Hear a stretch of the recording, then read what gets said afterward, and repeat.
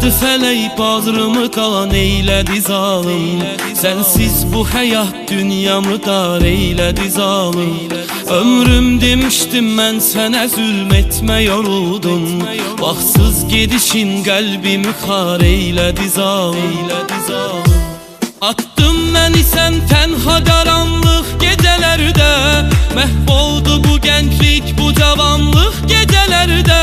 Bir damla mehabbet bir reva görmediğin için yoktur daha arzum bu bir anlık gecelerde.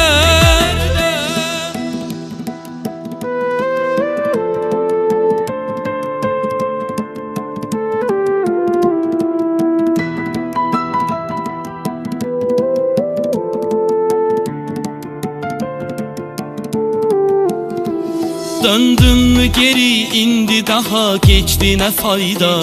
Həsrət bu cavan ömrü talan eyledi zalim. Sen bir kere olsun mənə can söylemedin hiç. Bilmem ne düşündün ne güman eyledi zalim. Attın beni sen tenha karanlık gecelerde. Mahvoldu bu gençlik bu cavanlık gecelerde.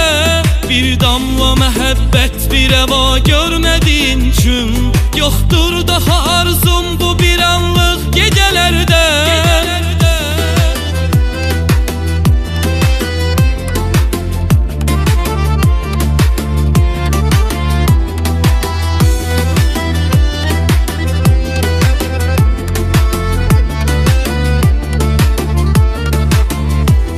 Könlümdə qısım döymez inan özgə ümidim.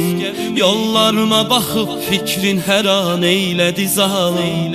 Attın məni tənha gecənin zülməti içinə. Qəlbim gecədən sübhə fəlan eylədi zalim. Attın məni sən tənha qaranlıq gecələrdə. Mahvoldu bu gençlik bu cavanlık gecelerde. Bir damla mehabbet bir reva görmediğin